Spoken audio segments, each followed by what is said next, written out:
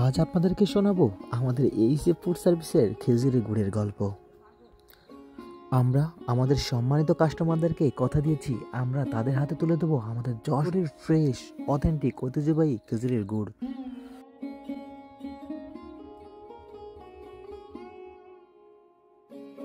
আর হ্যাঁ, শুধুমাত্র এই টাটকা ফ্রেশ জিরান রস থেকেই আমরা তৈরি করছি আমাদের যশোরের ঐতিহ্যবাহী খেজুরের গুড়টি।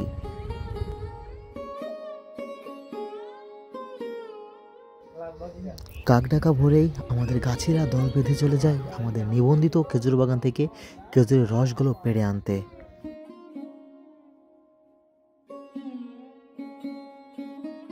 আপনারা কি জানেন একটি পূর্ণবয়স্ক খেজুর গাছ থেকে প্রতিদিন কত লিটার রস সংগ্রহ করা যায়?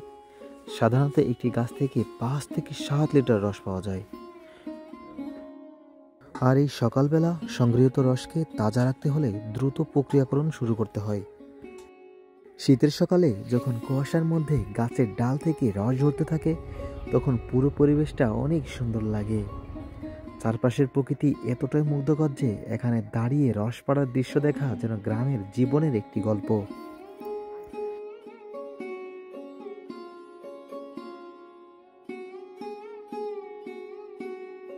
অনেক সময় আমাদের গাছিদের মাইলের পর মাইলও হেঁটেও এই রসটি সংগ্রহ করে নিয়ে আসতে হয় আমাদের প্রজেক্টে। আর হ্যাঁ, এই দৃশ্য আমাদের গ্রামের প্রাচীন ঐতিহ্যের এক টুকরো অংশ। এই রসের মধ্যেই লুকিয়ে আছে বাংলার প্রকৃতি আর সংস্কৃতির মিশ্রণ। রসগুলো সংগ্রহ করে আনার পর এটি ছাঁকুনি দিয়ে ভালোভাবে পরিষ্কার করা হয়, তারপর কাঠের খড়ি দিয়ে জাল দেওয়া হয়। আর আমরা কাঠের খড়ি এই জন্য ব্যবহার করি যাতে করে আমাদের রসটা 3 থেকে 4 ঘন্টা একদম সমান হিটে তাপ পাবে। আর আমাদের এখানে রয়েছে একযোগে পরপর 16টি চুলা, আর সেটা আমরা প্রতিনিয়ত একসাথেই জাল দিয়ে থাকি। একদিকে রসে জাল হতে থাকে আর অন্যদিকে একদল লোক চলে যায় ভাড়গুলো সুন্দর করে পুড়িয়ে গাছে বেঁধে দেওয়ার জন্য। শুধুমাত্র আমাদের এই বৃহত্তর যশোর অঞ্চলে এই আগুনে পোড়া দেওয়ার পদ্ধতি অবলম্বন করা হয়। আগুনে পোড়া দেওয়ার ফলে ভিতর থেকে বিভিন্ন প্রকার ব্যাকটেরিয়া এটা মারা যেতে থাকে। গাছ কাটার কাজটি যতটা সহজ দেখা যায় বাস্তবে ততটা নয়। গাছে তার ধারালো দা দিয়ে নিখুঁতভাবে গাছের বাকল কেটে রসের পথ তৈরি করেন। এটি এমন এক কাজ যা বছরের পর বছর চর্চা করে শিখতে হয়। খেজুর গাছের ক্ষতি না করে কিভাবে রস সংগ্রহ করা যায় তা গাছেরা খুব ভালোভাবেই জানেন। অন্যদিকে রসে প্রায় 1 থেকে 1.5 ঘন্টা জাল দেওয়ার পর রস থেকে এক প্রকার ফেনা উঠতে থাকে। গ্রামাঞ্চলের ভাষায় এই ফেনাকে মলা বলা হয়ে থাকে। আর এই মলাগুলো সুন্দর করে ছেঁকে মাটিতে ফেলে দেওয়া হয়।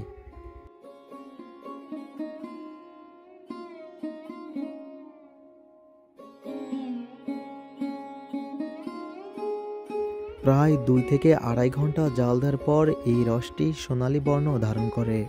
প্রচুর পরিমাণে বাষ্পীভূত হওয়ার ফলে রস থেকে পানির পরিমাণ কমে গিয়ে এই রসটি সোনালী বর্ণ ধারণ করে। আর গ্রামের ভাষায় এটাকে বলা হয় তাঁত রস।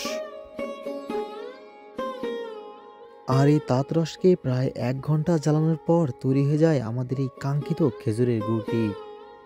আর এখানেই থাকে আমাদের কারিগরের আসল দক্ষতা। একজন কারিগর এই গুড়টি ভালোভাবে নাড়াচাড়া করে তারপর তিনি বুঝতে পারেন এটা থেকে কাঙ্ক্ষিত সেই গুড়টি আসা শুরু করবে।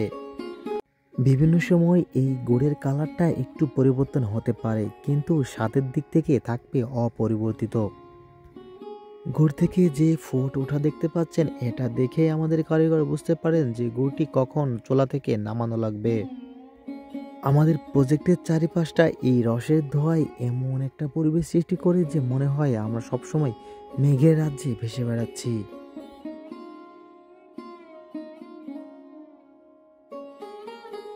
আমাদের রয়েছে দীর্ঘ 39 বছরের অভিজ্ঞতা সম্পন্ন কারিগর। তিনি বারবার গুড়টি নাড়াচাড়া করে বুঝতে পারেন যে গুড়টি আসলে কতটা মানের, কতটা স্বাদের এবং কতটা কোয়ালিটিফুল হবে।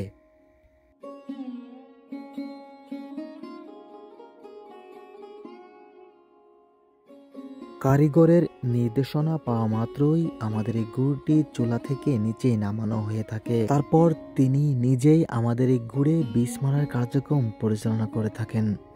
সাধারণত একটি গুড়ে 3 থেকে 4 বার বীজ তোলা লাগে। যত বেশি গুড়ে বীজ তোলা হয় ঠিক ততটাই দানাতে রূপান্তরিত হয়, আর বীজ যখনই তোলা হবে না তখন সেটি জলগুলে রূপান্তরিত হবে। সামান্য পরিমাণ বীজও এক তাবাল গুড়কে সম্পূর্ণ দানাতে রূপান্তরিত করতে পারবে। আর এই গুড়ের বীজ কিন্তু সবাই তুলতে পারে না, এখানেই কারিগরের আসল দক্ষতা লুকিয়ে থাকে। গুড়ে ভালোভাবে বীজ মারার পর এই গুড়টি আবার ভালোভাবে ছাঁকনি দিয়ে ছাঁকা হয়। আর আমাদের এই ফুড সার্ভিসের খেজুরি গুড়ের প্রকল্প থেকে কোনো প্রকার চিনি, কোনো প্রকার কেমিক্যাল, এমনকি কোনো প্রকার হাইড্রোজ ছাড়া গুড়টি উৎপাদিত হয়ে থাকে। আমাদের যশোরের ফ্রেশ, অথেন্টিক, ঐতিহ্যবাহী খেজুরি গুড়টি পেতে চাইলে আপনাকে আমাদের স্ক্রিনে দেওয়া নাম্বার কিংবা আমাদের ওয়েবসাইট ভিজিট করতে হবে। সবাই ভালো খান, সুস্থ থাকুন, এই ফুড সার্ভিসের সাথেই থাকুন। Enjoy the real test.